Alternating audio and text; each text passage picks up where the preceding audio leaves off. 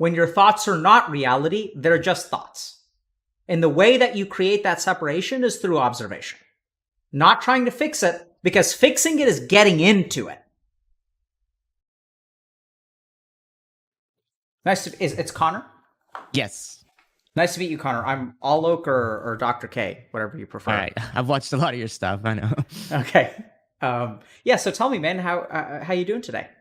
I'm doing good. I'm doing good. I was a little bit nervous for a while ago. I know I talked for a couple months about coming on, Okay. but I wanted to wait until like I knew I could like talk about something I feel like could help a lot of people. Awesome, dude. Thank you 'Cause very much. yeah, because I have a pretty complex case and a lot of history of like going through different kinds of therapy and different kinds of help, try to Oh, figure out what's interesting. going on. Okay. So I wanted to help provide some insight on that for people, hopefully.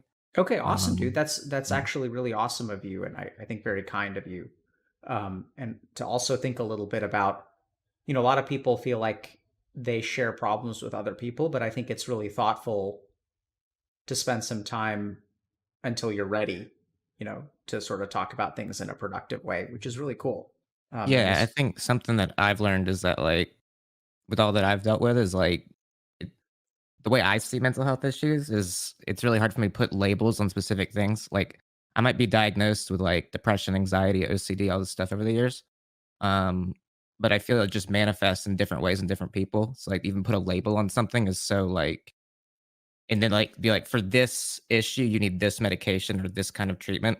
Like over the years I've kind of gone beyond that and thought like, it can work different for different people. that's awesome, man. I'd love to hear more about that.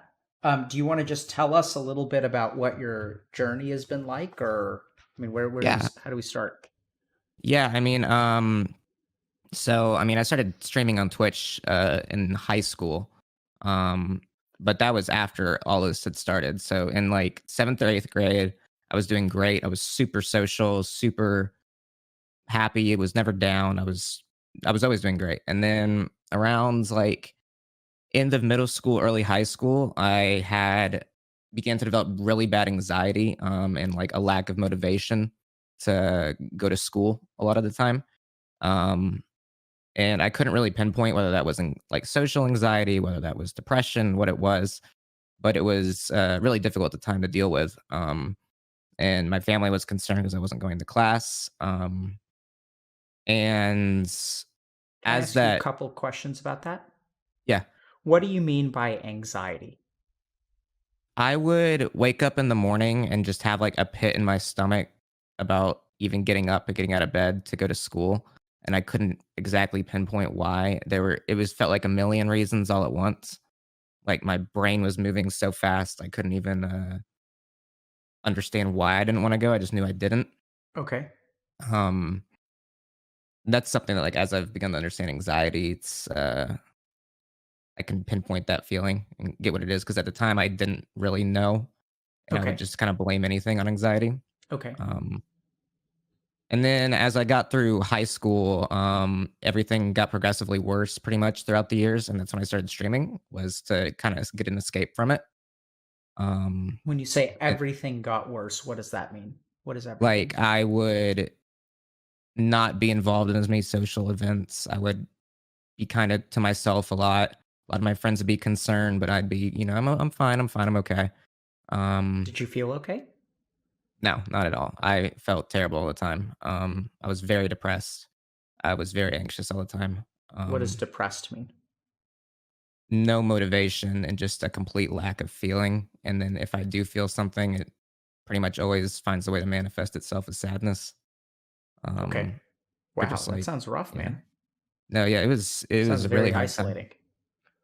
Yeah, so then as I kept going through high school, I did so many different kinds of therapy to try to get help, different kinds of medication. I've probably been on 10 different kinds of medication, being an SSRI. At one point, we thought it might be because of ADHD, so, you know, Vyvanse, stuff like that, or anything to like a stimulant. Um, did that. I did anxiety meds. Tried all that. Then I did different therapies. So, CBT, which I still do. I have a therapist that I still work with here and there, but mainly because I'm really close to them. Um, I don't really get too much out of it anymore, I think, but I still do enjoy it, like that talking time. I did that. I did exposure-based therapy last year. Hmm. I've done DBT, which I Hmm. think is like forget how to describe it. That was like some like clicking thing. You know what that is? It's not my Like understanding of DBT, but there was wait, which one is hold on. I have a couple. I had a there was one oh EMDR. That's what it is. Sorry, okay. sorry. Yeah, I did that and then DBT as well. So I've gone through a couple different things just to try to figure stuff out over the years, and nothing ever really seemed to click too much.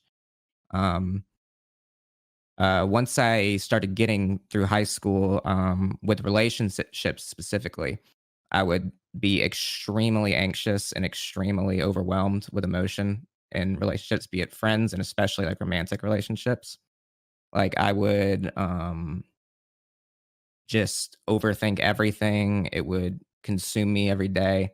I mean, there was a time in high school where, like, before I even could go on a date, like, I would have to like get there early to throw up in the bathroom before even. I'd be so nervous and anxious. And a lot of that stemmed from a really negative self image I developed for myself over the years dealing with that. Um, like Hold on, I you're saying was, the negative self-image developed from that or caused that? it's it's kind of like what came first, the chicken or the egg, I guess. I Yep. guess like in I remember like before I dealt with all this, I really was happy with myself and I wasn't down about it all the time. But then as things got worse, it felt like any negative situation in my life, I would view myself so negatively and blame it on me. Hmm. Um, so especially with relationships, it became any time I was interested in somebody, it became like a case of limerence What? where Yeah. I What does that would. mean? So that is when so there's like romantic love, but then there's like limerence, which is romantic love, but like you require so much reassurance all the time because I'm constantly questioning myself and the relationship. So I'm constantly needing that reassurance for myself. And it would just become so destructive in relationships. Because I'd just be like thinking people hate me, people are lying to me, and all this stuff. And it was very difficult. And so around then, that's when I got diagnosed with OCD. And looking back on like my childhood, it made a lot more sense because as a kid, I would do a lot of OCD tendencies. And Like my what? mom's friend is a uh, what is it like a children's behavioral therapist. Okay. And when I was a kid, she thought I had OCD as well, just because of how I would tap things when I leave, and I'd have freak out attacks over the most mundane things. Connor, Um, how are you feeling right now? right now, I'm good. I'm just trying to make sure I cover everything. Okay. So I want to And just then pause for a second. Is that yeah. okay? So I'm Yep. noticing like a slight tremor in your voice. I don't know if it's Yeah. Discord, but I kind of like notice you almost shaking a little bit. Are you? Did Oh, some? yeah, I shake all the time regardless. I don't even Okay. know if that's, Interesting.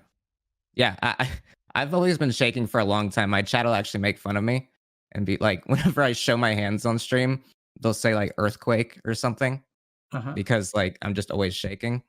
Okay. Um, Well, it was my discrete impression that you were not doing that at the beginning of our call. So I don't know if it just fluctuates with oh time yeah. or. It might Um, just be because I'm really thinking deeply and trying to like dive back into things that I don't usually think about. okay. Because I kind of suppress a lot of this, I think. Now, Sure. especially now that I'm doing better.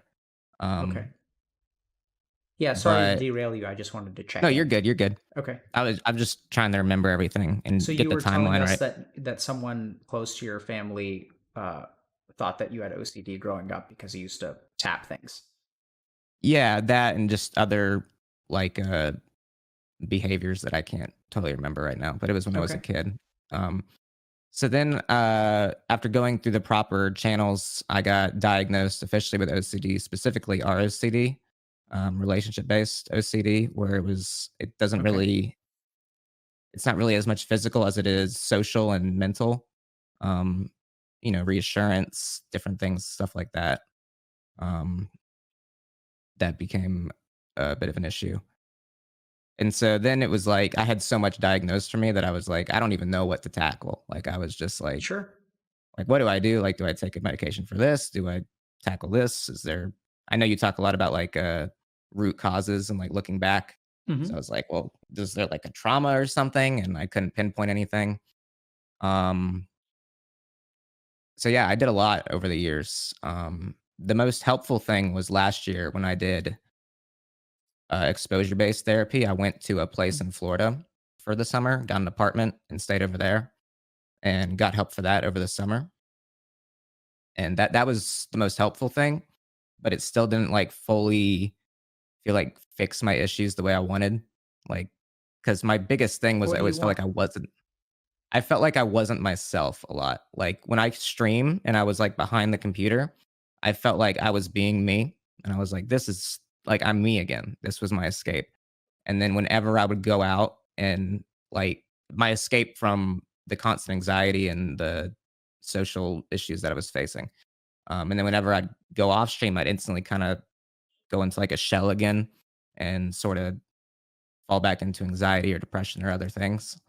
Um, so that was originally why I started. Is it was the only way I could really get away from that. It's Um, interesting because you use the word yeah, escape, but I'm not hearing actually that it was an escape. I'm hearing that y- your truest sense of reality is actually when you're streaming. yeah, yeah.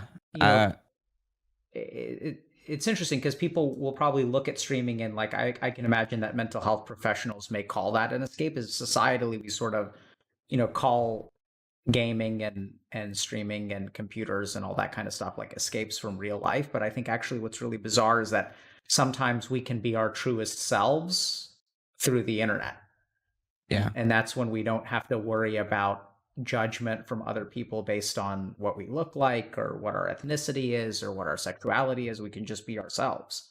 It's kind of yeah. interesting. That was I had such a negative view of myself. Um, that to have that kind of platform where I felt like there was no preconceived notion of like what I looked like or who I was, it was a much easier way to tap into that side of myself. Um, so once I started doing that, that was always something I would look forward to each day. So I don't know how I would have gone through stuff without it. Mm. Um, and then I guess the thing now is like over the past year, like, I mean, I used to stream to like maybe 5 to 10 people. And then in the past year and a half, that's gone up to like 2,000. So Wow. it's just absolutely exploded. And now like I've got a career out of this. I don't need like, I didn't know what I was going to do in college. And now I'm like focused on this and I'm really happy. Um, but now it becomes kind of the voice in the back of my head is, well, where would you be if that didn't happen? Like, I don't really know what I'd be doing. Sure. Um, it almost is like, well, I'm feeling better, but is that because of the circumstances around me? Or is that because I'm actually better? It's one of those things that I've struggled with lately. Sure. I can almost hear like some sense of like fear there.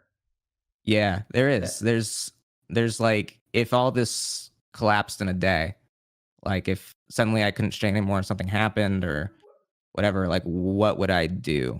yeah. And I would I go right back to that dark spot I was in high school?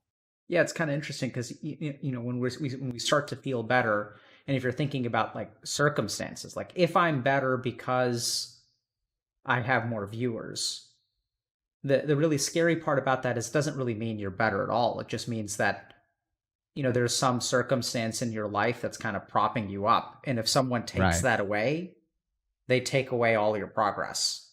Yeah, I wouldn't say it was the viewer count specifically. It was more just like having a career out of it. Sure. Where I knew I didn't have to pursue college immediately or stuff like that. Because I went to college for 2 semesters.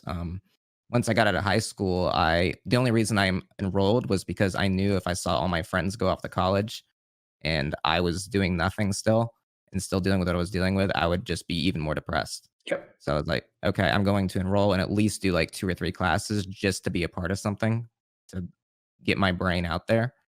But, I mean, I hated it. Like, it was still school for me, and I could not find motivation to do any work. Um, it just wasn't my place. Connor, can I think for a second? Are there other things, Yes. other parts of the story that you want to tell, Um, or is that a pretty good summary? it's a pretty good summary for the most part. I mean, if something comes up later on, I can try to Sure. So talk that's about why, it. because I thought it was a fantastic summary. Thank you. And so I just want to pause for a second and think about all the different directions we could take this. All right. Okay. So I've got a couple of options, Okay. and you let me know what you think would be helpful. So one thing that we could talk about is just your experience of like what it's like to be in mental health treatment. It sounds to me like you've tried a lot of stuff. You've actually worked really hard. You've been on medications. You've tried all these different kinds of therapy. You've gotten lots of different diagnoses.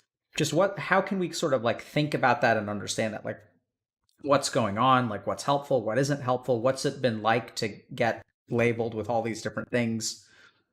What's been useful about all this, if anything? So we could sort of talk a little bit more about mental health and your journey through diagnoses and things like that. Kind of related to that, we could try to understand like what OCD is and like sort of how it works and how we understand OCD from a mental health perspective.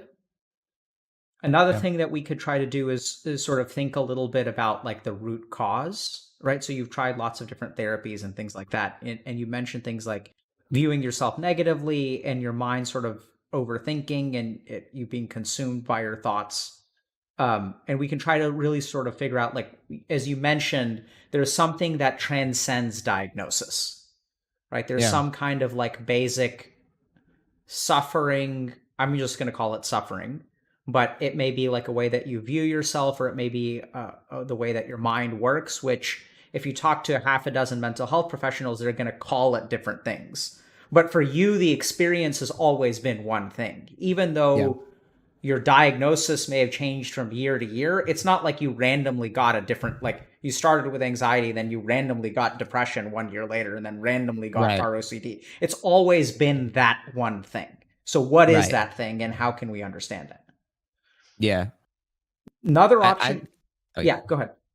I was gonna say I like that one so far because I feel like Okay. that's something that would help me. Okay. So the other thing to think about is that, sometimes when we think about fixing a problem, we can think about the root, and we can also think about what's above ground. So how we can sort of think a little bit about how your mind functions in the present. So what is the nature of your obsessional thoughts? Where do obsessional thoughts come from? Why do they come? Why do they come when they do? Like sort of almost like if we were to like open up your mind in the here and now and look at its function, Yeah, that's something that I've been doing a lot more lately, having watched you, is, think more presently, yep, um, and, like, look into, like not like become a stoic, but look into, like, stoicism kinda thoughts sure. and, philosophy and all that, which has Yeah. helped me. So I think a lot of times, especially in psychiatry, we kind of focus on the past. But I think if you look at the meditative approach, which is a lot like Stoicism, Yeah, your thoughts, there is a rhyme and reason to why you have the thoughts that you do. Your mind ultimately, like case in point, you used to need to go to dates early because you would need to vomit in the bathroom ahead of time. And that right, certainly sounds awful, but if we stop and think about it, there's actually like a science behind that. There's a predictive response, like you know what's going to happen, and then you plan for it, which tells us mm, that there's actually some order to like what's going on in your mind, even though it like really sucks. And there may yeah, be value, and forget about like where this comes from or if it's some deep rooted trauma or whatever, but just in that moment, you can start to come up with solutions for the here and now without actually worrying about where this all comes from. yeah, So there's root cause, there's in the present. And then the last thing that I was kind of thinking about is like you mentioned this term limerence and relationship ROCD. And mhm, so I think maybe we could just talk a little bit about what those terms mean, what the experience of those things are. Um, yeah. and so what would you like to do? I think, like, those last 3 things that you mentioned, are all things that I'd like to tackle and think I could get into. Okay. The last 3 points, yeah. Okay. 'Cause the So first 2 are things I feel like I understand pretty well. okay, sure. So let's actually start with the last one then. So we can, everyone who's watching can also like get a backdrop of what we're talking about. So can you tell us what limerence or ROCD is? Yeah, so, I mean, the main thing is ROCD. That is, OCD that manifests itself in a social context a lot of the time, or at least emotional. Um, like a lot of people that struggle with OCD view it as like, oh, I need things to be in order or something. Which for most people I've spoken to that have like more physical issues with OCD, they don't really even have that. A lot of times it's more contamination based Yep. or other things like that. But for me, it's much more on the I think it's kind of how OCD combines with anxiety, to create a sorry, it's hard to word, but especially with such a strange subject, it's hard to explain to people, but Hmm. emotionally, the reassurance that's needed is I can't really control that. Like, I can't make my mind, like, think the way that I know I should, if that Yep. makes sense. Yep. Um, and So so I'll deal with feelings and anxieties that I know for a fact are, like, not logical, but it doesn't change the fact that they are completely legitimate in my head, and I can't get past them. okay, that's great. That's a great explanation. So I'm going to just touch on something for a second. So um, if we listen to Connor's saying that like a lot of people's perception of OCD is actually what we call OCPD. So there's obsessive compulsive disorder, and then there's obsessive compulsive personality disorder. So one is like when we think about a personality disorder versus a non-personality disorder, I think about OCD is something that affects you. OCPD is something that you are. So people who have OCPD are people that I'd call control freaks. So they like want things highly organized. They want things done a particular way. And if we listen to Connor is saying that I know the thoughts in my head are actually crazy, but I can't control them. Right? So a Right. big difference between OCPD and OCD is whether you yourself think that your thoughts are a problem. So people who are OCPD and want things highly organized and are control freaks, they don't think they have a problem. They think that everyone else has a problem. That's something that we call egosyntonic in psychiatry, which means that it fits with like your perceptions. OCD is very discreet because people who have OCD know that their thoughts are irrational. They just can't do anything about it. Like, factually that some of the thoughts in your head are sort of false, and yet you are still controlled by your thoughts. Does that make sense? And so the Yeah. first thing that I kind of want to point out is that it implies that you and your thoughts are different things. They're different entities. Does that make sense? Yes. Are you saying that you agree with that? That I'm Or are you saying that that is the truth, or Yeah, I I'm mean just that's what I'm perceiving from you. yeah. Is that an accurate perception, right? Because Yes, absolutely. 100%. if we listen to Connor's saying, my thoughts, I know they're factually incorrect, and yet I can't do anything about them. They end up controlling me. I have to Yes. seek the reassurance. Mhm. So if we just look at like sentence structure, it implies that you are discrete from your thoughts, right? They're Yeah. not you, which that in and of itself, I think is the first and most important thing to realize is that like you are separate from this. And the more that we can help you house yourself in yourself, the better your experience of OCD will be. Yes, absolutely. It's fine. I like how you worded that because that's something that, like, the past few months I've been really, like, working on my own to, like, look into different things. I've been looking at a lot of your talks and stuff and being really introspective, and that's something that's really, like, worked for me is kinda separating those 2 things and realizing that I'm not the thoughts. It's helped more than most things that I've learned over the years. Great. I'm thrilled to hear that. So like maybe we can help you further along. Yeah. Um so I just want to make sure so like did I know you understood, but let me just clarify. Like so the self is different from the thoughts. And it sounds Yeah. like the more that you come to appreciate that, in some ways maybe things have gotten a little bit better and we can talk more about that. Is that fair to Is say? that true for everybody, or is that Yep. something that only I deal with? Okay. Nope, that's true for everyone. So I think the gift and the curse for you is that that separation, a lot of people never need to understand because their thoughts never beat the shit out of them the way that your thoughts beat the shit out of you. Right. And so a lot of people, like, our thoughts are more on the same team with us. Whereas some people's thoughts, if we think about people who are like depressed and especially like really self-critical, right? So some people go around and they beat themselves up. Like you mentioned that you view yourself negatively in social situations.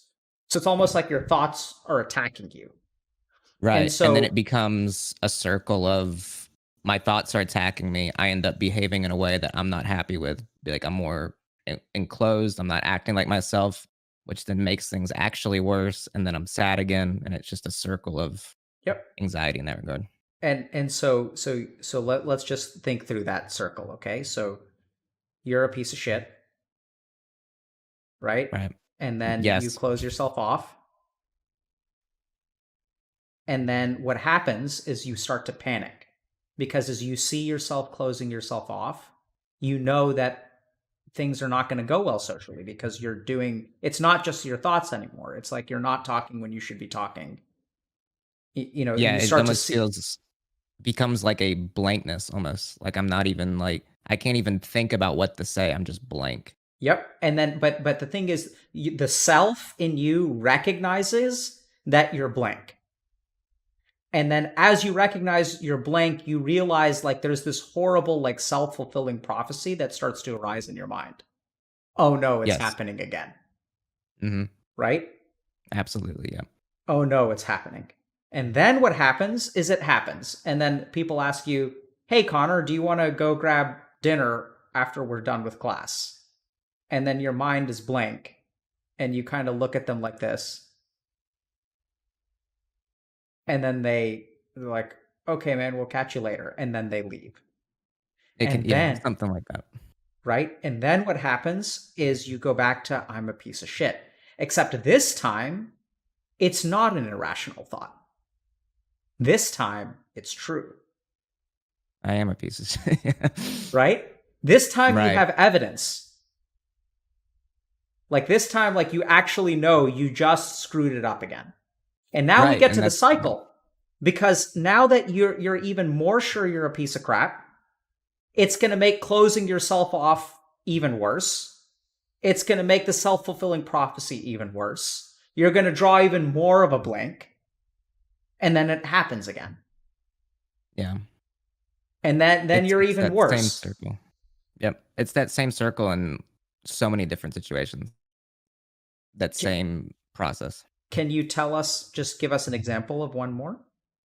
Like with limerence, as we were talking about, like with romantic relationships, like if things will be going fine and then the next day, like I'll wake up and be like, I don't think that she likes me anymore or something. So then, I need to come up with some excuse to text them something just so I get a response. So then I feel, even though I know it's completely irrational, it's just something my OCD like requires from me. It's Okay, like I so need this reassurance. And then I'll do that. And then I maybe won't get a response or something. And then immediately overthinking everything. Like, oh my God, no response. This is the worst thing in the world. And I'll collapse on myself then the whole day, be completely depressed, unable to do anything, just shut down. okay. Um, yeah. Okay. So I didn't mean to laugh, but I think we're going to make some progress today. Yeah. And my hope is that in a sense it'll be simpler, but I think it's going to be tough. So let's go through this play by play. Does that sound okay? So now Yeah. we're shifting to in the present. Okay? So we talked, maybe we could talk a little more about our OCD, but so you wake up in the morning. So let's start there. You wake up in the morning, how do you feel? Um, I'm not sure. It depends on the day, I guess, but Okay? Good. It's a good yeah. answer. And then at some point you have this thought, she doesn't like me. Yeah. I mean, I haven't really dealt with this right now, but it's something that I have dealt with. Sure. Yeah. So then what happens? You have the thought. The thought pops into your head, she doesn't like me. Right. And So then then you, that becomes like I can't really escape that. Like okay, I can't myself does not go, well, that's not the case because of X, Y, or Z. It's this is the case. And no matter what I try to do to convince myself, it feels like that is the truth in my mind. okay. So that thought becomes a fact. Does that make sense? Yes. So in that moment, thinking and reality become one. Yeah. The other thing you say is that you can't escape it, but it sounds like you try. I do, yeah. So the first thing that happens is that some part of your mind starts to fight a war with the other part of your mind. There's the she doesn't like me, and then tell me what that fight looks like. Um, What do you tell yourself? trying to think. So it'll be like I'll feel that urge or whatever, that need for reassurance, and then I try to remind myself of like past situations where I've seeked a kind of reassurance and it's made things actually bad, I Yep. guess, because so I try to convince myself that way, but then it just doesn't compute. I don't it's still somehow like I might for a half a second almost it feels like because my brain's moving so fast. For Mm-hmm. like half a second I might feel like okay, I'm good. And then immediately the intrusive thoughts are back in and eventually it feels like I give in every time. Okay. You give in. Yeah. No, my dude, you get exhausted. Yeah. That is a better way to describe it. Yeah. Right? So it's not that you give in, it's that you run out of gas. Like it's like you try to fight. So the and once again, Connor, I think there's a lot of valuable stuff in your representations. So you say that there's an urge for reassurance. Yes. And then what fights the urge for reassurance is logic. So then your mind, your thoughts, you, Connor, the self, directs your mind and says, Mind, we have this urge for reassurance. I know that that urge is false. Let us come up with evidence and tell the urge that you don't need to belong here. Yeah. This is not true. That she doesn't like me is not a fact. And then Yeah. you have this little war between your logic and your urge, and you fight that war for a while. But then, like, the urge seems to. What happens to the urge as you try to logic against it? Um I try to like well lately whenever I deal with something like that, um I've been trying to like think of like root causes or something for why I need that.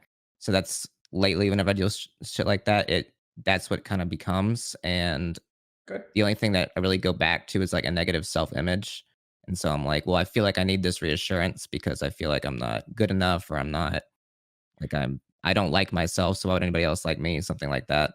Yep. Um So and so that becomes the circle. you're doing good with that. I think that's a step forward. Let's actually, before you started doing that, what would happen? Um so let me think. What was the step before So again? like when you try to argue with yourself, like there's a part of you that has you have the urge for reassurance, then you argue with yourself. What would happen when you argue with yourself? When I argue with myself, it would feel like almost my thoughts would try to argue with that back. Yep. So I'd be like I would search for reasons to prove myself wrong, if Is that makes sense. search for reasons to prove your logical part wrong. Yes, to prove my logical self wrong. So literally like a fight in my brain, it feels like between two sides to like prove each other wrong or right. Yep. And which side wins? Always the overthinking OCD The side. urge, right? So I'm Urge, going to yeah. ask you kind of a weird question. Would you say that the logical part of your brain, in a bizarre way, actually fuels the urge for reassurance? Yes. Yeah. Yeah. That's It's weird, right? Because in your mind, you're trying to shut it down, but actually, what you're causing it to do is grow.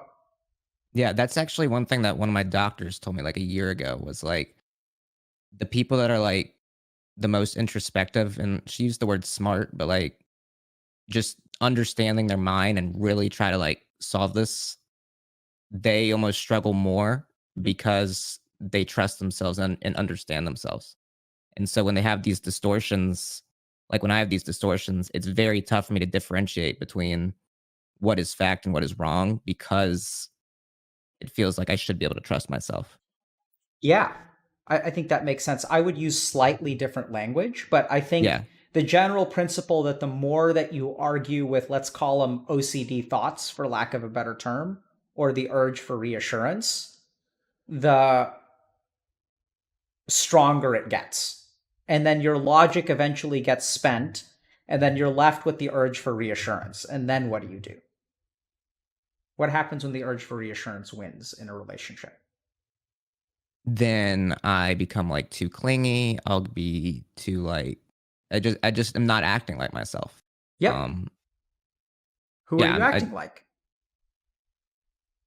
the OCD, anxiety, whatever, like this separate piece of me that I don't like, I don't enjoy seeing, but it Hmm. manifests itself. And the strange thing is that like the same like image that like I get of that feeling, I guess, when I view that in retrospect is the same self-image that I put of myself anytime that like anything negative happens, if that makes sense. So like that view of myself doing that, how I view myself like that very often, even when I shouldn't, I guess, which I think that's a whole nother issue in of itself, but it's something I've No, thought no, about it's lately. it's not a whole other issue. That's the crux of it, my dude. Okay, Yeah. so let's just make sure we understand what you said, right? So when you get too clingy, so there are a couple of important points here. The first is that you say you're not yourself anymore. And this goes back to the idea that like Connor is his truest self when he's streaming, right? Sure. And that's when you're unencumbered by your thoughts. You just get to be you. And then you see the urge for reassurance transform you into this like emotion sucking vampire. Like it's not you. You're like clingy and you're hungry and you like need something from someone else. You like suck the life like out of like something to Right. sustain this part of you. And then you look at yourself. There's some part of true Connor stuck in the corner of your mind that's like full of despair and rage because you see yourself like losing to this thing. And Yeah. then you're like, this isn't me, but I don't know how to stop it. Right. And when it first started, like I didn't have that sense of self and logic, I guess. So it was just like a complete like roller coaster. But then ever since that, like I have realized that, now it is what you just described, where like I'm just like I feel like I'm just a passenger watching this happen. And it's stressful. And so you said, yeah, so we'll get to that. Okay, so I don't know how I'm gonna not lose that, but so and then you said that you actually noticed that you feel the same way that you do when you sort of equated it to feeling something else The about negative I don't know how self-image. exactly to describe it, but it's something I've thought about lately is that like this same negative self-image of myself that I'll get in situations where I really shouldn't be down on myself is that same feeling I get looking at that anxiety, looking at that part of me. Almost Okay. like I'm like I think part of my negative self-image is I've kind of placed this anxiety OCD beast as my identity in a lot of places, which I obviously don't like. Yeah. So then you have a negative, you become too clingy. You start to beat yourself up for being clingy. Sure. And then the more that you beat yourself up, then we sort of complete the cycle and we reinforce she doesn't like me because I'm not worth liking, Right. right? And then once we get back there, the urge for reassurance arises again. You become clingy again. You view yourself negatively. You view yourself as possibly pathetic because you're so clingy. That's not who you want to be. It's not who you know you are. And then Right. since you're becoming something that you know you're a good person somewhere buried in there, but since as you move away from that, it becomes more and more likely that she does not like you. And then so the cycle just repeats. So like you're right. Right. I mean, Yeah. I mean, right? that's just how it manifests in romantic relationships. Yep. Like it's a completely different thing for each situation in my life. Yeah. But it's the same circle that like you're Exactly. describing. Okay. Right? So here's the cool thing, Connor. If it's the same circle, if we can break the circle for one dimension of your life, we can break it for all dimensions of your life. This is Right. also what I think gets you 1,000 different diagnoses. Because depending on the content of the circle, someone will diagnose you with anxiety. Yeah. If the content of the circle is different, they'll diagnose you with depression. And if the content of the circle involves relationships, you get ROCD. Right. So what people are doing is they're and this kind of goes back to your earlier instinct that there's something like at the root of this. And just depending on the flavor of it, they'll give you a different diagnosis. Oh, this guy is beating himself up. He feels guilty. He has no motivation, depression. Oh, he's worried about his future. He's worried that he won't have a career. He's worried, anxiety. Yeah. Oh, he's Yeah, that obsessed. makes a lot of sense because, like, I believe, like, I've had those things. It's just that I've through different people, it's been, like, the things that they target, it almost became when I would see different doctors, like, I would just be exhausted trying to explain everything because I felt like I wasn't encompassing everything and that they weren't getting the full picture. Yeah. And I think what you were giving them is what, in a sense, they're looking for, because this is how we do psychiatry, is we get trained to like bucket people, because that's how Western medicine works. Okay, you're ill. Is it a physical illness or mental illness? Okay, we're going to bucket you into physical illness. Oh, is it a temporary illness or a chronic illness? Oh, okay, it's a temporary. Okay, is it infectious or non-infectious? Okay, it's infectious. Is it COVID or not COVID? Okay. So we slot people down. That's how we're trained to think. It's you. I mean, I'm not saying it's bad. It's just it has strengths and weaknesses. For some Right. people who do have sort of a simple depression, it works really well. But then I think sometimes, we meet people like you who have a bunch of. I'm sure your chart is filled with different diagnoses. Oh, yeah. Yeah, yeah. And so one of my teachers once taught me that if anyone has three diagnoses, they're all wrong. Yeah. And it's just different, and that's because we even know as clinicians that we tend to like label people with things. But I don't think you have three discrete disease processes: depression, anxiety, and OCD happening in your mind. It does sound to me like, for what it's worth, that maybe you do have something like OCD. That seems to be the best fit. But um, at the end of the day, what we can see is that there is a cycle, right? And then the linchpin of the cycle is what? Do you have any idea? Um, Maybe, like, intrusive thoughts, something like that. Okay, so that's definitely a key feature of all of the cycles, right? The fact that when you use the word intrusive, that means that you don't want to think about it, and it rings your doorbell and is like, here I am, Right. right? So I asked you, how do you feel when you wake up in the morning? You're like, it depends on the day. And then the thought jumps in, she doesn't like me. That's the intrusion. It's the unwanted stranger showing up at your door. Like, Yeah, I'm something having a like good that. day, and then you're taking a piss, and it's like, oh, she doesn't like me. It's like, fuck. Sure. Now we go off on this, like, you board this roller coaster, and then here we go. You're strapped in. There's nothing you can do Right. to get off. So what do you think? Let me just it's sort of a read my mind question. Let me ask it this way: what do you think are the common? So if this cycle can manifest as depression or anxiety, what is common about the cycle? Um, you go a little bit further with that? I'm not sure exactly what Yeah. you're trying So to say. like if we think about it, I guess what I'm sort of hunting for, there are a couple of things. One is that I think, as you mentioned, that there's this idea of a negative self-image that seems to transcend all of these individual cycles. What do you think about that?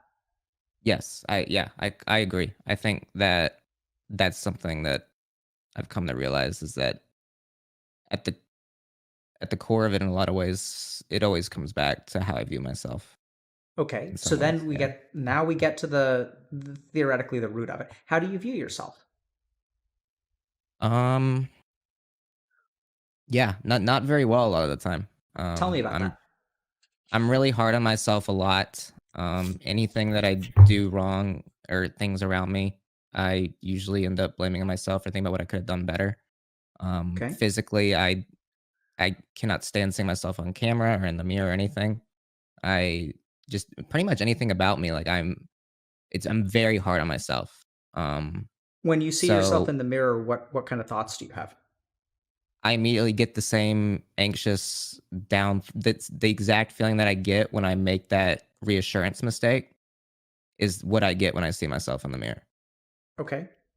It's just I Can just you get super down on myself. It doesn't mean that like I hate myself or anything like that. Like it's like I like me, the me that I really know that I am, like when I'm streaming and stuff or when I'm behaving how I really feel and feel comfortable. Um, but otherwise I don't. Otherwise I have this super negative image of myself. Okay, can you tell us, like, so I'm looking for more color or flavor about super negative image. Can you tell me, like, Yeah. literally what thoughts you have when you look at yourself in the mirror? Like, oh, this guy is just dumb, annoying. He's ugly. He isn't funny. He tries too hard. He's just all this stuff. All these really intrusive negative thoughts about myself. Okay. Um, So the interesting thing, I want to point something out to you. So when I look at myself in the mirror, what I would expect is if I was going to have negative images and negative thoughts about myself, I would expect them to be physical in nature. Does yeah. that make sense?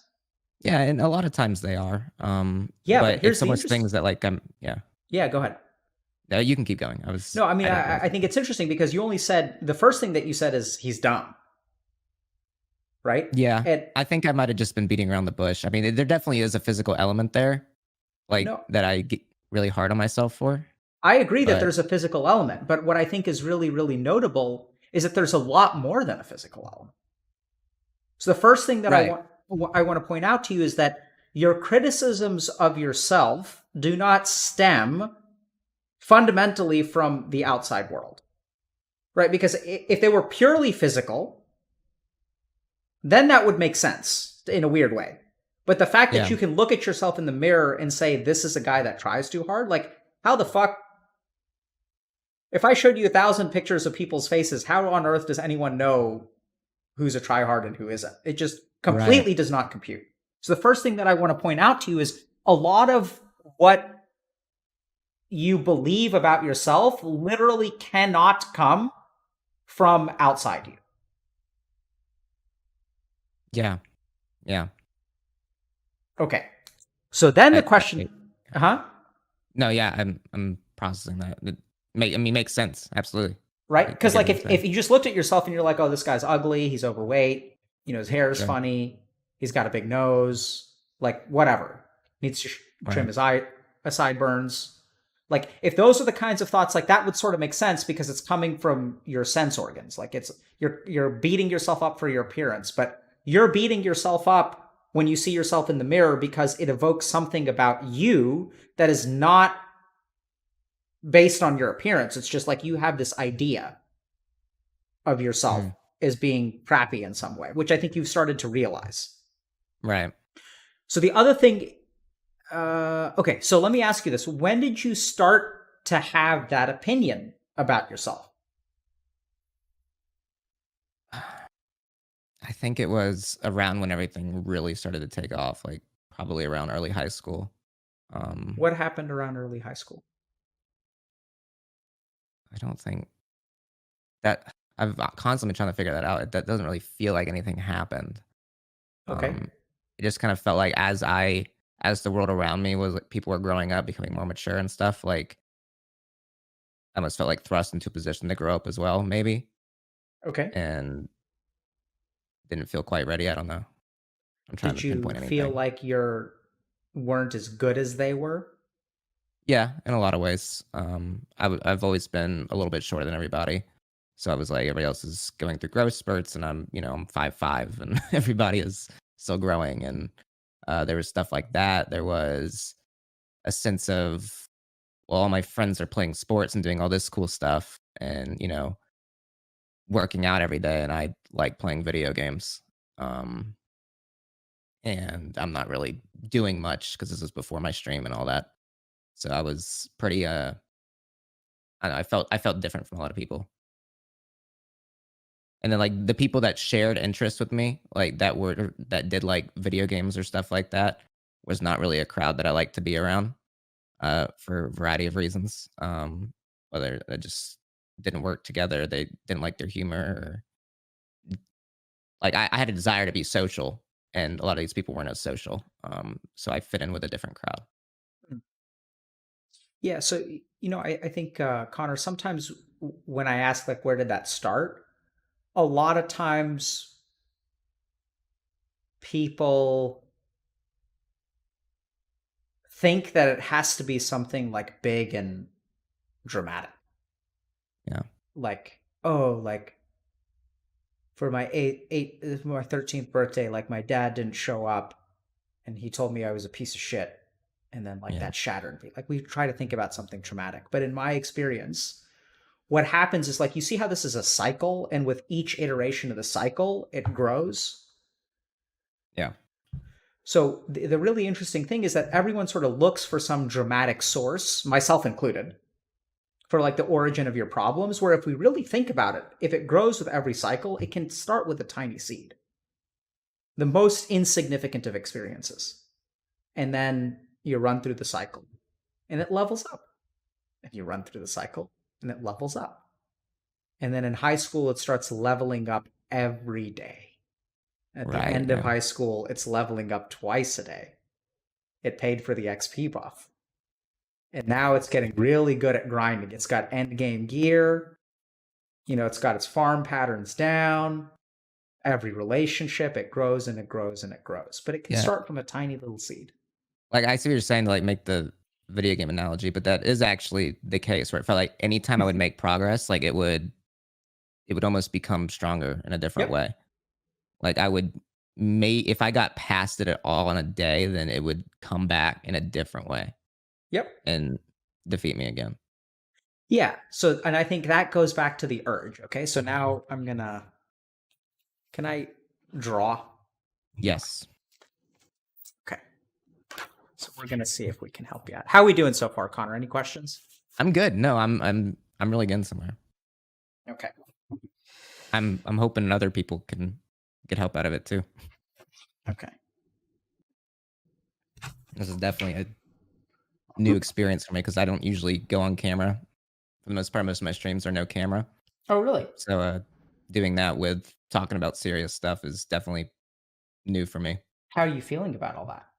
I've been nervous and I've been like off, but it's a good kind of nervous, I guess, because when I did exposure based therapy, this was the exact kind of thing that like they encouraged Okay. Hold on and one was second. helpful at Okay. the time. Okay. So here's we're going to start with the cycle. Okay. And I apologize for my abysmal handwriting. All right. No.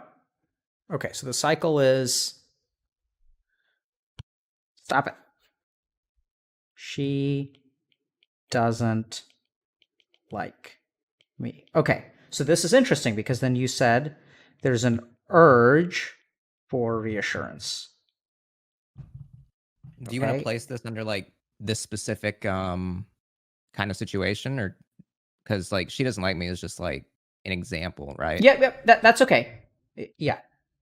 Unless you have an issue with it, I'm just using that because that's what No, I don't I have have. an issue. I'm just trying to think if there's like a better thing we could call it, so I could try to like apply it to more things than just Okay, that sure. So in my let's head. call this the intrusive thought. How's that? Yeah, yeah. Okay. And then what happens is logic arises. And logic fights, right? And logic is like, I'm a cool guy. Yeah. And then there's like a war. And then, like, the more you fight, the more this increases. And then eventually, you run out of mana. And then you end up clingy. We good? Does that make Yeah. sense? Mm-hmm. Then what happens is then there's think about how to do this. So then what happens is that you start to become someone. Start to become that which you loathe. And this I'm going to call your negative self-attitude. Right. So this is the transcendent part, right? Just like we're saying the intrusive thought is like the part that is not specific, this is also not specific. This always happens. Mm-hmm. And then you notice changes to your behavior. Change to behavior. And then self-fulfilling prophecy.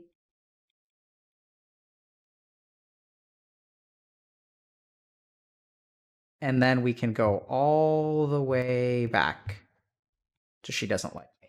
Make sense? Yes. Yeah. And I'm seeing how I can apply that to a different situation, like different situations as well. Absolutely. So, like for example, like at the top, it could be like if I'm gonna go hang out with a bunch of my friends from high school that like are here for Thanksgiving, then it would be like well, I don't want to not act. I don't want to be quiet. I don't want to not act like myself. I want to be me. Yep. Um, and then that after that, it kind of becomes I'm overthinking, trying to be me almost, Yep. and So, then yeah, yep. So let's look at something else, right? So here's the other thing. What does the self-fulfilling prophecy do to the negative self-attitude? it justifies it. It Absolutely. makes it seem legitimate. Plus, right? And then what happens is, so we're also going to call this your OCD self. And then there's your true self.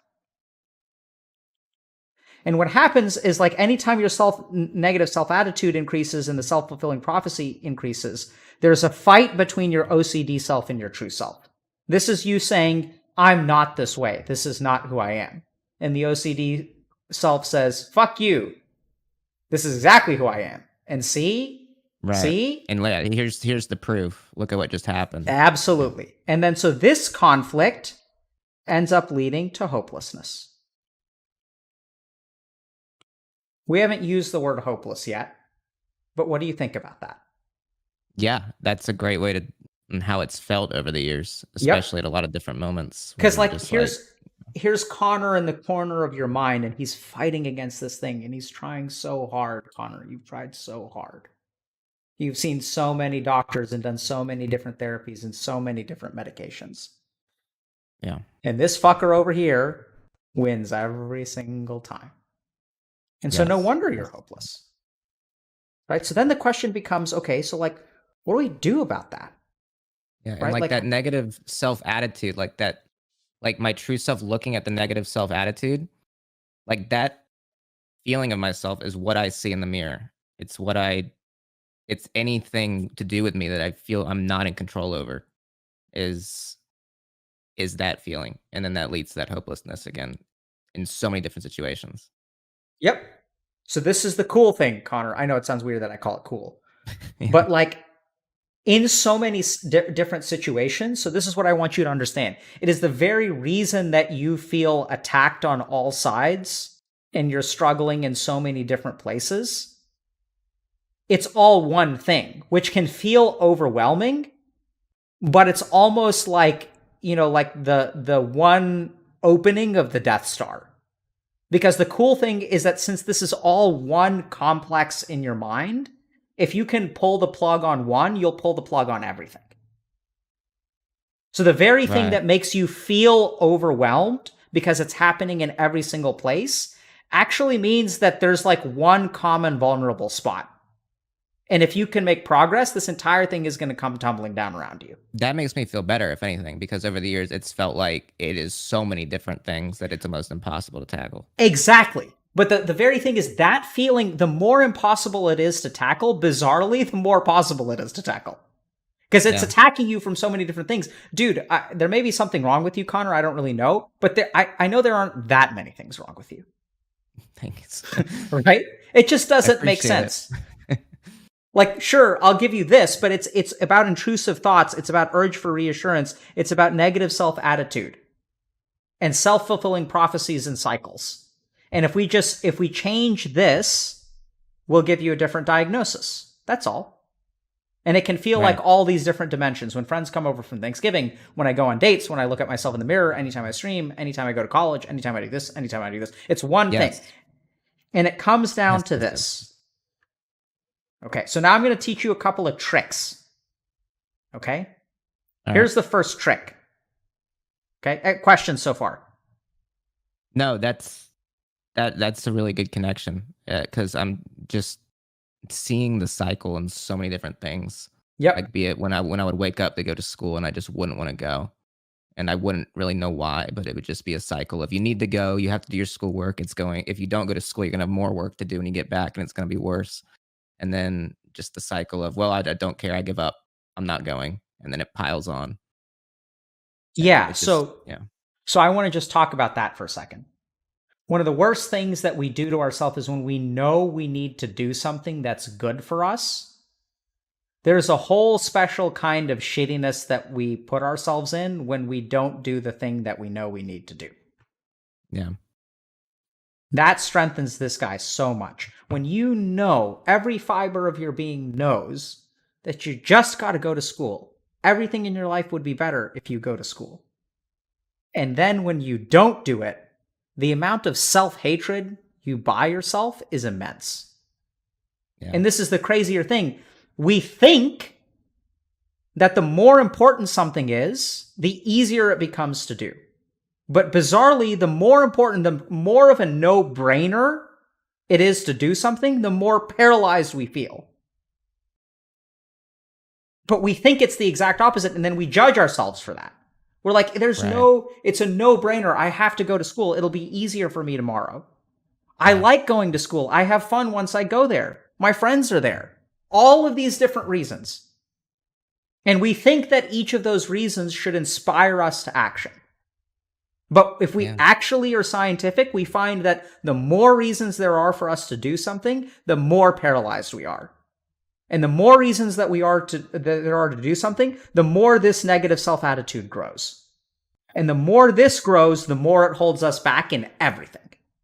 So do you think that a root, not a specific, like not that it's one thing, but something that might have built it up over the years is that like I have no motivation to go to school, and I would build up that negative self-attitude, which then made that more of a factor in other areas of my life? Absolutely. Yeah. Right? And Mhm. absolutely, because now all it takes, it used to be school that would bring up your negative attitude. Now your negative self-attitude, all it needs is a fucking mirror. There's nothing in a mirror. There's no consequence. Does that make sense? Right. It's just a piece of glass. And you walk by, and if we really look at the truthfulness of what, there's nothing. And what you look in the mirror, what you see has nothing to do with the outside world. It comes all from you. There was a point where it used to be with the outside world, like in school, or maybe your first girlfriend, or whatever. But now this thing has gotten reinforced so much, it has a life of its own. It's become a whole different person that lives inside you. And that's where the urge for reassurance comes from. What do you think about that? Can you illustrate that again really quick? So the urge for reassurance is because you have a fundamentally negative view of yourself. So I try to reassure myself that's not the case. Yep. And then, perfect, right? So true self is where this comes from. Urge for reassurance comes from here. What do you think about that? Yeah. No, I mean, that's a great way to picture it. Because here's the thing. I've never really been able to picture, like, I do this in my head. Like, I'm a very visual person. Like, all my thoughts almost are like visual, if that makes sense. So when I try to analyze this in my brain, like, I come up with this, but you're putting it down on paper makes it a lot easier to comprehend and to digest. Good. That's what we're here for, bro. We're just getting started, buddy. Okay? So the other thing to let you know is that this is false, fundamentally. Does that make sense to you? I believe you, but to how much I've dealt with it, it doesn't, because it feels like such a fundamental part of how I think. Yep. No, so it's true in a sense, and it's false in another sense. But what I'm saying, it's the urge is true, but this attitude towards yourself, because you know this, because you say there are times where I know who my true self is, and if this is based,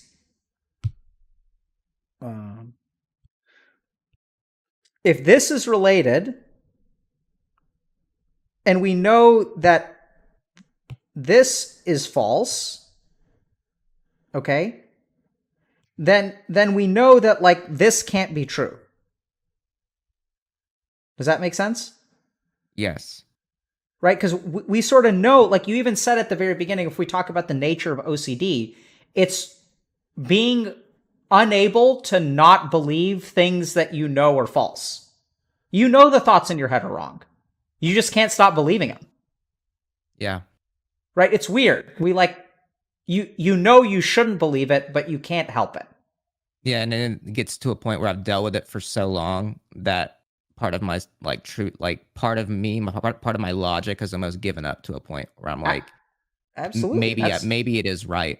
Like Yep. that's what I've dealt with. Ah, Is see, it's like maybe it is right. yeah, There it is. yeah, What do we call that? hopelessness. Beautiful. And So just after like you dealing with it for so long, over and over and and over, hold on, and hold yeah, on. So now we're going to tunnel down, okay? When you say the word dealing with it, that's what this is. What do you think about that? yeah. I mean, it's that fight. Yeah. Yep. Right? So it's the fight that leads to the hopelessness. Because you Hmm. can't win against this.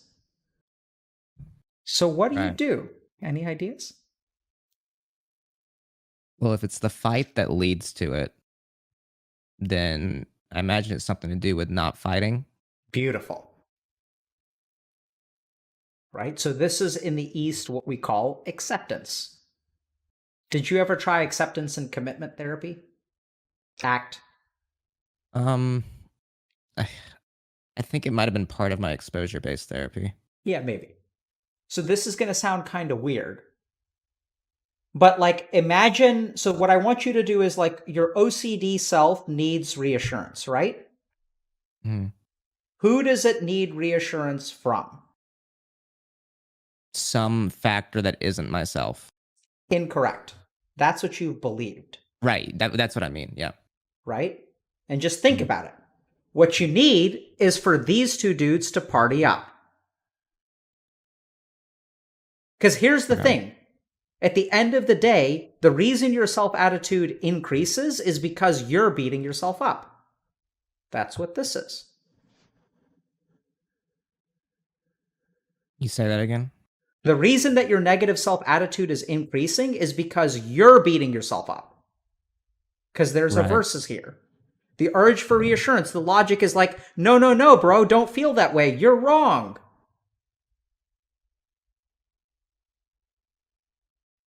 Yeah. This is the problem. This is the problem. Okay. Because if you can reassure yourself, if instead of beating yourself up, you can reassure yourself, if you can provide comfort to yourself, then you don't need it from anyone else. Yeah.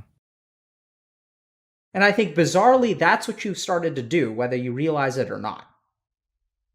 And what I mean by comfort is when you start to just notice things without reacting.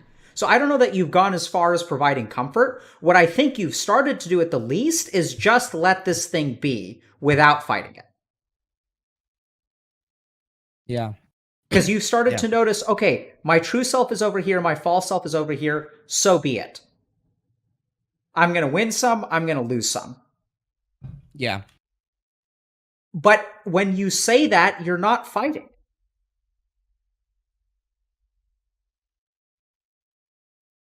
Yeah. So, are you saying that that's right or wrong? How does it feel? It kind of feels like I'm stuck in limbo. Okay. So that's that's good Yeah. because stuck in limbo is the first step to changing a downward spiral, Okay. right? You got to be Yeah. neutral for a while. And I think that's what I said. I don't think you've learned how to comfort yourself. You've learned how to stop fighting. Which, if we think about it, fighting, like we said, what does the logic do to the urge for reassurance? It's what's the logic to that urge? It gives me reassurance, and like I try to give myself reassurance in a And way, what does right? it do? It counters it with Yep. the negative self attitude. And so the logic, the answer that I'm looking for is we kind of talked about this earlier, but like remember that the logic in a weird way feeds your urge for reassurance. The more you fight against it, the harder it pushes back. So the fight between the negative self attitude and the true self is almost the same as the urge reassurance against the logic. You're damn right it is. And that's why we have these two arrows. Right? Yeah. Yeah. I And see then it. what happens is then you go after fighting this for a while, you're exhausted, and then you just give in to all this crap down here. Yeah. And so what I want you to think about is like imagine like I don't know if you've ever exercised with a punching bag. Yeah. But like, the harder you hit a punching bag, the harder it swings back. That's just the nature of it. And that's how your mind works. So the harder you push against yourself in your mind, the harder your mind pushes back. Every action has an equal and opposite reaction. Energy is neither created nor destroyed. If I take a neutron and I split it, I wind up with a proton and an electron. This is like a universal principle. And so when people talk about acceptance, like if I hit like a punching bag and the punching bag swings back and smacks me, what can I do to like stop the punching bag from smacking me? Stop hitting it. Absolutely. And even then, if it's swinging wildly back and forth because you've been hitting it for a while, what do you need to do? Step away from it? Step away for it or hug it. Sure. Right? When it hits you, you wrap your arms around it and go for the ride, baby. Right. And you stay with it. You accept it. You embrace it. Okay. So what does that mean in the context? Because I'm getting lost in a bit of the analogies. You're damn right, buddy. Okay. Yeah. So good. So now we get to the practical. Okay. So what does that mean? So practically what that means is that you're going to have an urge. So you're going to have a thought. You're going to have an intrusive thought. We can't stop that yet. Agreed? That's the nature of intrusive thoughts. You can't control it. All you can control, Connor, is your reaction to what happens in your mind. You can't control your mind. Does that make sense? Yeah, no, I agree with that. So we can't stop this. We can't stop this. We can stop this. Okay. So what that means, what I want you to practically do is like the next time you like look at yourself in the mirror, can you see yourself on stream today? Yeah. Okay, so we're going to do this like meditation. I guess we're going to do it now. Okay. Okay. So hold on a second. I'm going to stop the screen share, okay? Okay. So we're going to try right now. We're going to teach you how to do this in this moment. Can you see yourself? Yes. So I want all you guys to kind of try to do this if you can. But if you loathe yourself, then this is the practice for you. Okay, I want you to, so what we're going to do is like, I'm going to ask you to look at yourself in a second. And when you look at yourself, I want you to notice this like programming that starts up. You're going to feel like all these negative thoughts. And then what's going to happen is that a voice automatically is going to come to your defense. And that's going to be like, no, man, that stuff isn't true. Like Connor's a great guy. Okay. And then they're going to start to war and you're going to try to suppress one. Don't do that. Sit with both of those things. And I want you to be like referee between those two things and understand that Connor is allowed and has a good reason to feel the way that he does. We don't want to teach you that we're wrong. You're wrong. We want to teach you that you're right and it doesn't mean what you think it means. Right? So like if I have a kid who like, let's say they're like making a cupcake and they mess up the icing. I don't tell the kid, yeah, you messed up the ice. You didn't mess up the icing. No. The icing is fine. Everything's is great. I tell them, yeah, you screwed up the icing and it's not the end of the world. What you need, Connor, is for your true self to reassure your negative self. It's not that your negative self is wrong. It's just that all of the thoughts and conclusions that your mind comes up with about the premises which happen to be true, that's what we need to let go. So what do you mean by that? So the thoughts that my thoughts almost feel like conclusions, if that makes sense. Yeah. So that's what you need to tease apart, right? So we'll see this in the moment when I ask you to look at yourself. But like you're going to look at yourself and you're going to say like, okay, like my face is right, whatever. And then what's going to happen is your mind is going to jump to a conclusion. Therefore, no one will ever love me. Right. And then what I want you to do is almost be like an older brother to yourself and be like, hey man, like, let's be honest. You're not the best looking guy on the planet. And just because you're not the best looking guy doesn't mean that you're going to be alone for the rest of your life. But I'm going to give you that you're not the best looking guy on the planet. That's cool. Right. I'm not gonna argue with you against that. You can have that one. I'll take the L. But can we just accept you anyway? Can we say that I'm ugly and like I'm actually a pretty cool guy? Can the true self and negative self, that part of what you that you know you are, the part of you that looks at the false self and says, that isn't me, instead of Yeah. the two of y'all fighting, can both of y'all coexist? I guess like part of me doesn't want to like accept that the negative thought is true. Yep, there's your problem. Because Yeah. that's the origin of the fight. Because Yeah, because remember, I don't wanna look at myself in the mirror and just be every time be like, "Yeah, you're ugly." And no, then we're not accepting that you're ugly per se. So this okay. is where, remember when I asked you, okay, so I'm going to switch back to this for a second. Okay. Okay, remember when I asked you, is this false or true? Do you remember that? Yes. The urge for reassurance is true. It's not that you're actually ugly. What's true is that you feel ugly. Okay. And your true self can let your OCD self feel that they're ugly. Like, hey man, I get that you think you're ugly. I'm not going to try to convince you that you're not, but I understand that you feel that way about yourself. Okay, okay. I Does see what that you make mean. sense? That makes more sense. Yeah, when you did the Big Brother analogy, I was like I was viewing that as almost the objective truth, I guess. No, Like the yeah. it's not about the objective truth, because like this is the thing. It's the search for objective truth that is the source of the conflict. Because the Yeah. OCD self says I'm objectively true, the true self says I'm objectively true, and then they fight about it. Forget about objective truth. What you're going to do is learn how to accept yourself even if you're wrong.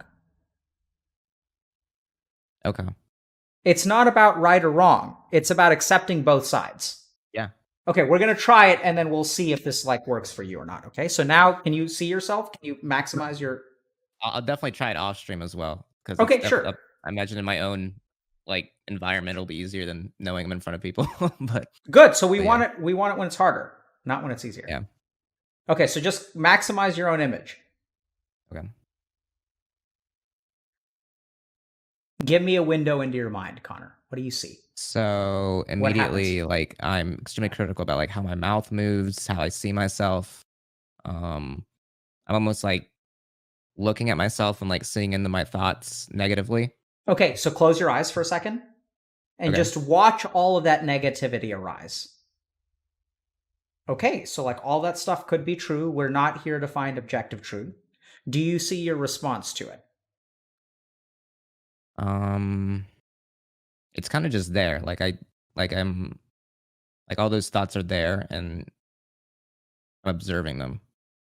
Okay. So just Um, watch them. What happens to you? I just feel like uncomfortable, I Okay, guess. good. Tell me what that discomfort feels like. Where do you It feel it? feels like it feels like those thoughts are becoming true to me. Okay, so watch them become truer and truer to you. What is it like for them to become true? Um, just kind of get more sad and down, I guess. Good. Okay. So notice those feelings now, that you feel sad, that there's a part of you that feels sad because it believes this thing to be true. Right? And what do you want to do to the part of you that feels sad because it's like destined to whatever? I want to like fix it and Okay. be happy, right? That's what you have to let go, my friend. Do you see? Okay. That's your reaction. So there's this whole channel, eyes closed, no Okay. looking. There's this whole channel of thoughts. Oh, my mouth is moving weird, whatever. And then, like, those thoughts gel into truth, and then they create a sense of sadness. And then along comes the true self. No, no, no, Connor. We shall not be sad. We shall triumph and be victorious and live a life of happiness. And Right. what you're doing in that moment is bullying the negative self. You're telling it Okay. your feelings are wrong. Bad negative self. That's not what we want to believe. Because there's a part of you that's afraid that if you accept it and you stop fighting, then what's going to happen? That everybody else will look at me weird and nobody will like me because I'm not making any effort to make myself presentable or good in any way. Okay. So that too, that's coming from the negative self. Do you see that? Those thoughts Yeah. originate from the negative self. So now what's happening when you want to make yourself be happy and not let yourself be sad, you doing okay? Mm-hmm. Okay. So this is what happens is like, imagine I'm hitting the punching bag and I hit the punching bag really hard and it swings back at me really hard. What do I need to do? I need to hit it again to make it go away. Yeah. Right? And so when you try to chase after happiness and you don't want to accept the possibility of sadness, you hit back further and then it swings back. And you keep on doing that until you run out of mana. And then it smacks you in the face and then you lose. Because it's your very own energy. So you don't want it. Okay, so you could be sad. How do you feel about that? Sorry, with my eyes closed, my thoughts move so fast that it's hard to focus. Okay, so Can go you ahead and open repeat? them then. Okay. So Yeah, can you repeat that? yeah. So you may be sad. What do you think about that? Um, it doesn't feel good. Okay. And it's what I said. Like, there's that instant desire to fix it. Yep. So that too, I want you to notice that desire to fix it. That desire to fix it actually doesn't come from the true self.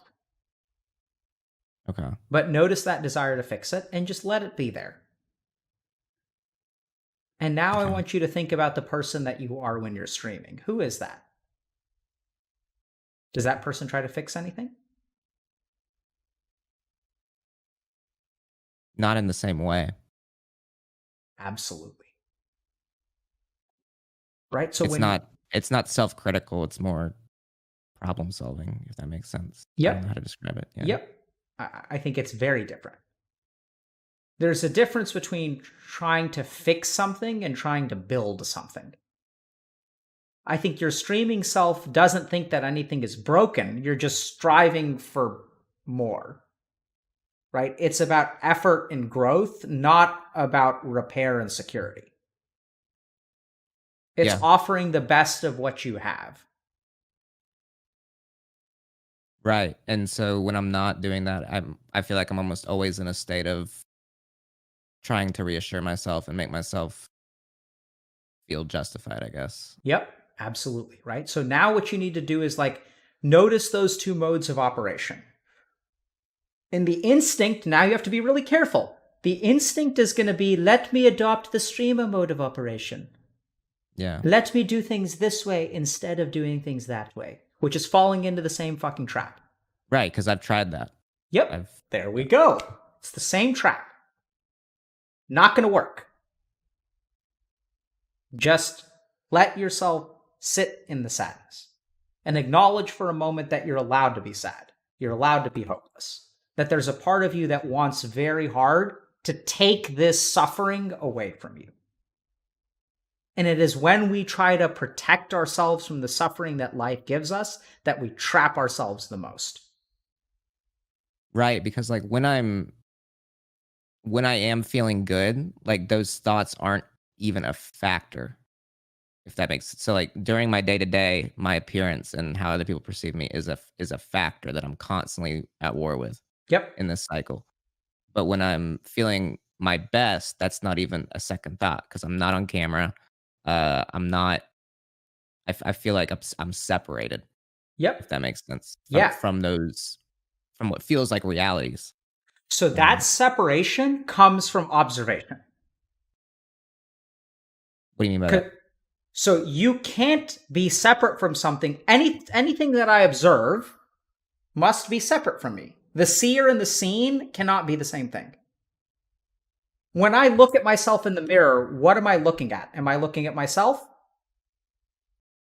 No, you're looking at a reflection of yourself. Beautiful. If you want to create separation, Connor, just see it. And the separation will be there. You have told me that for you to be free of this thing, you need to be separate from it. Can you specify what you mean by separate again? Separate from You tell which? me, because you're the fucking one who said it. You Right, said... I'm trying to remember what I just said. It was good. So go back and watch the VOD. But basically, you were telling me that when you're off camera, you're separate from these things. These thoughts don't even affect you. They're not a factor. Right, yeah. Right? And so there are moments of time where you have vairagya, detachment, separation. I said Viagra for a second. It's not Viagra. Vairagya. Okay. That's the Sanskrit word for detachment. When your thoughts are not reality, they're just thoughts.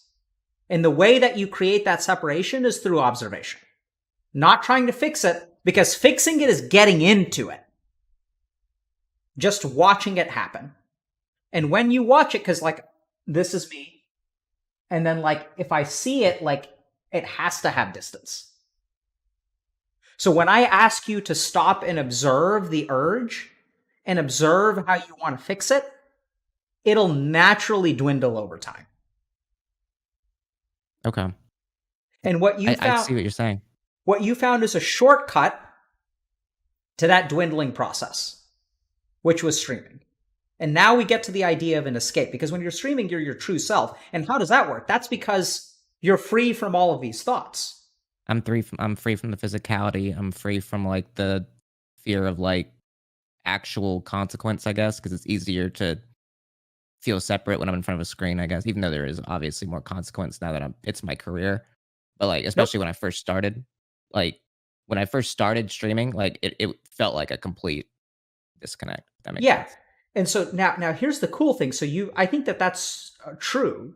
And at the same time, you've found a solution to this problem that is not actually controlled by you. It's a circumstantial solution.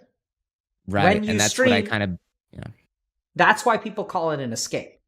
So now what you need to do is learn how to separate yourself in every moment of every day. And then all of those cycles will start to fall apart. Same thing needs to happen for all of them. Doesn't matter. Notice the intrusive thought. Fuck, here we go again. It's like if you're terrified of a roller coaster and you hate being on it, you might as well throw your hands up in the air and scream and try to enjoy the ride. That's what you need to do. Okay, the intrusive thought comes. The urge comes. Here I go, trying to fix it again. Can I hold back from trying to fix it? No, I can't. Okay, here we go. There's me fighting. There's me fighting. There's me fighting. Ran out of mana. Ooh, there's that clinginess. Oh man, that clinginess comes up. The sadness comes up. The fear comes up. Yeah. And then, here I go texting. Oh shit. Here I am judging myself for texting. Sure. Here I am seeing... The thing about that is like, even like that cycle is so prevalent that like, even if I text something that almost is like completely fair and like doesn't even come from a place of like reassurance, immediately after I become self-critical and that cycle starts of, well, what if it was? What if you didn't even realize that was a negative reassurance seeking? Great. So then what you do is you before you send the text message, true Connor says, all right, we're about to send this. And Connor, prepare yourself. You want to send this in this moment because you think things are going to get better. Prepare yourself for the backlash. Prepare yourself for cycle 2. You hit the text button. There's the intrusive thought. There we go again. Yeah. Just like you said. And watch it happen to yourself. You know it's coming. Watch it happen. Let it happen. If you feel like fighting, fight. But fight with awareness. And I guarantee you, Connor, whatever you've been doing for the past couple of months that's helped a little bit, you continue doing this mindful practice, this will start to dwindle away. What did you mean by fight with awareness exactly? Because I thought I was trying to not fight. If you can't help but fight, at least acknowledge that you're fighting and that it's the wrong thing to do and let yourself do it. Okay. Yeah. Because the more awareness you create, I'm not aware of anything. What's on my forehead? I can't see. In order to see, it needs to be over here. This is awareness. This is bringing something when you're not, awareness is watching something from the outside. So the more that you become aware, the more separation you create. And then you become something called detached or vairagya, which is when you say it isn't a factor anymore, that is vairagya. So people like ask me like, don't you have sadness and all this kind of shit? Do I have anxieties and all that sort of stuff? Sure, I'm no different from any of you guys. The only difference is that it's not a factor. Yeah. Every time That's like yeah, go ahead. that's like a kind of like that's sort of where I've been learning, like where I've been at over the past few months that I talked about from listening to stuff with you, like in terms of like spiritual kind of consciousness or self versus Yep. thoughts. Like that's pretty much what you're saying. And Yep. And so yeah. here's the cool thing. What has happened to your suffering the more you have become aware that there is a consciousness that is separate from your thoughts? Um it's become easier. I've been able to observe that the negative isn't necessarily objective. Exactly. Right. It's become easier. So what I'm telling you is every moment of awareness is leveling up your consciousness. And the more your consciousness levels up, I kid you not, this shit is OP, Connor. This is what Buddha was talking about. When he was talking about enlightenment, it is when awareness becomes 100% all the time. And then suffering ceases to exist. Sadness exists, pain exists, emotion exists, hurt exists. Suffering does not. Yeah. Yeah, that makes sense. It really does make sense. Because Just I can see like areas where that's just yeah, absolutely. let it go, man. Questions? Um, can't really think of any questions. I think I'm just gonna have to like rewatch, re-listen, and try to like apply is the main thing. Absolutely, Um, man. It's a slow road. yeah, So let me tell you one or two other things. How old are you, Connor? I'm 21. Okay. So not young yet, at Yeah, least in I my. turned 21 2 weeks ago. Okay. So let me tell you, this journey is going to take you a couple of years. It's going to get better over time.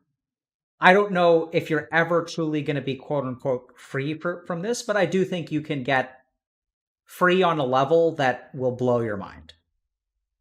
I Right. think part of it is like, here's what I've come to understand is even the search to get better is an attachment. And that to accept that you won't be better is actually like a really, really important milestone. To accept, Or like accepting that like that isn't the objective, I guess. I mean, it certainly is a objective, and you should Right. try to get better. But even the chase to become better is once again your desire. You said it so beautifully. I want to fix it. Yeah, that was what if you talk to my therapist that I've had since I was like 16, like I've told her that so many times over the years. Like when I'm not even 16, like probably 13, 14. Like I remember I would go like I'd not be able to go to class and I'd just be crying in their office. Like I just want to fix it. I just Yep. want to be better. Like So I can't describe it, but I want to fix this. So Um, oddly, Connor, here's the real thing that I hadn't really pieced together. I think the source of this is not the negative self attitude, it's your obsession to fix it. The thing which you think has been helping you and you've been dumping all your points into at level up is actually the thing that's trapping you. Let yeah, it be. Accept it for what it is. Because when you let it be there, it's not about fixing it, it's about not letting it be a factor. And when I ask you, I mean, you said it so beautifully, like, it's still there, it's just not a factor. You don't even need to fix it. right. It's the obsession to fix which ties us up the most. Yeah.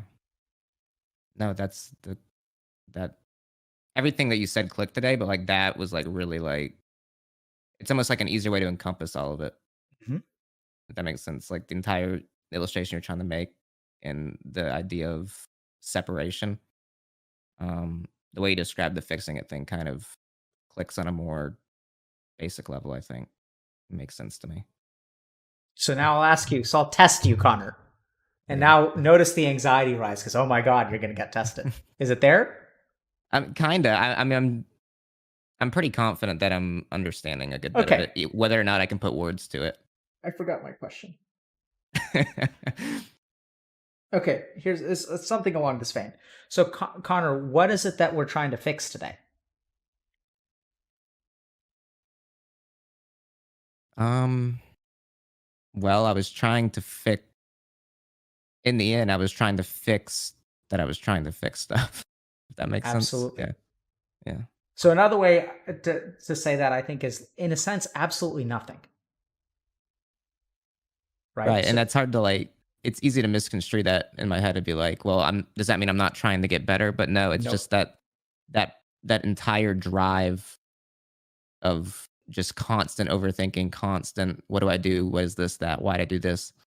is is causing the loop over and over. absolutely. So now we can see, now you said it, they just connected it for me, right? So, if we think about it, what is your OCD always trying to do? Get reassurance and to get fix a problem. Absolutely. That's why Yeah. you send the text. Gotta fix it. Gotta fix it. Gotta fix it. Gotta fix it. Gotta fix it. Yeah. Gotta make it better. Gotta take it away. Can't keep doing this. The very opposite of acceptance. And so you get tied up worse and worse and worse and worse. Because your antidote is the poison. Yeah. Yeah. Your antidote is the poison of your life. What was that from? I don't know. I thought that was from something. No, it sounded like it was like from something. That's why I was like, I thought you were making a reference. I was yeah. like, "Oh." It's like it's this like Zen wisdom kind of stuff that's Yeah, full of I get what you're paradox. saying. Yeah, Like, I was trolling myself because I deserve to be nice. trolled when I speak like that. Okay, so I sort of taught you a meditative practice today. Do you feel comfortable with that? So what is that? What kind of meditative process is that called? If I wanted to like look that up, and I or mean is that it that in and of itself is not like a particular practice. It's just because I think you've already cultivated some awareness. yeah, so it's just creating that awareness of allowing the negativity and Yep. observing isn't the right Yep. word, So but I think the closest thing is actually mindfulness. So I rarely teach mindfulness on stream. This is a mindfulness practice, or what's traditionally known as mindfulness. Which is like in your case, I think you've spent so much time in your head. I don't need to teach you how to be in your head. You've actually learned how to see those things. So all I'm telling you to do is like you can use a particular object to evoke that process in a controlled fashion. It's almost like an exposure therapy in your mind. yeah. Right? And I'm not surprised that exposure therapy worked well for you because I think you have the temperament for mindfulness. Because like you're able to see things within yourself. And I'd say just like look in the mirror. Like you got to be careful because you don't want to let it go too wild. Right? So once again, you don't want to like push yourself to look in the mirror every day like I'm going to look in the mirror. I'm going to fix this. Oh. Yeah. That's going to be falling into the same trap. Whenever you can just look in the mirror and like do it for 3 or 4 minutes, let those thoughts come up and notice them. Take a deep breath and then walk away. There's a chance that your day is torpedoed for the rest. Torpedoed. Possible.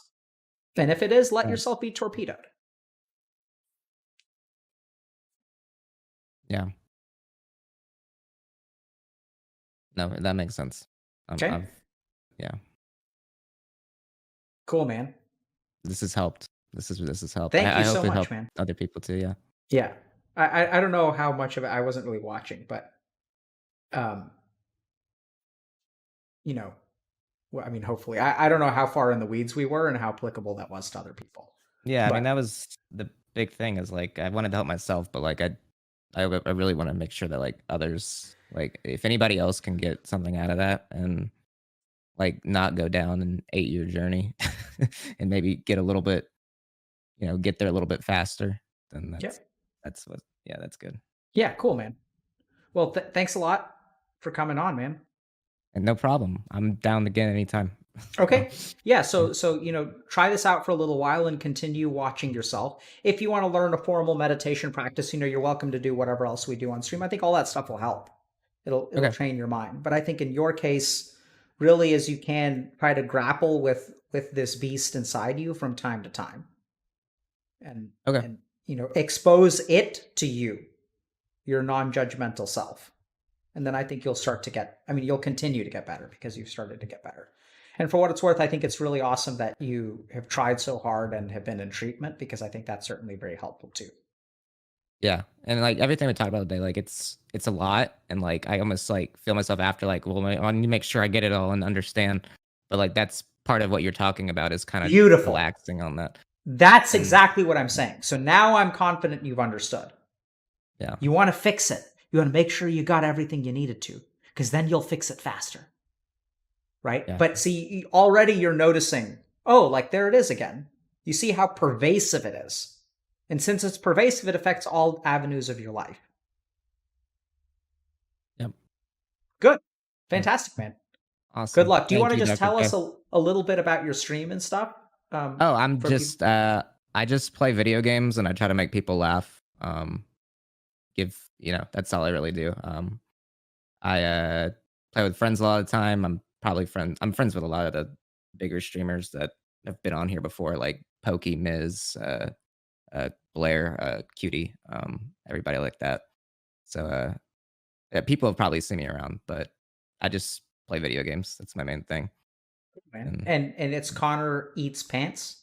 yes, I made that name just so people would remember it. there's Okay. there's no history there. It's just yep. All right, man. Well, best of luck to you, Connor. Seriously, I mean that. And I think you're on a good journey. And I think in a couple of years you'll be in a really good spot, man. Thank So you. I best of luck appreciate to you. that. Bye. Thank you. Bye. Okay. Chat.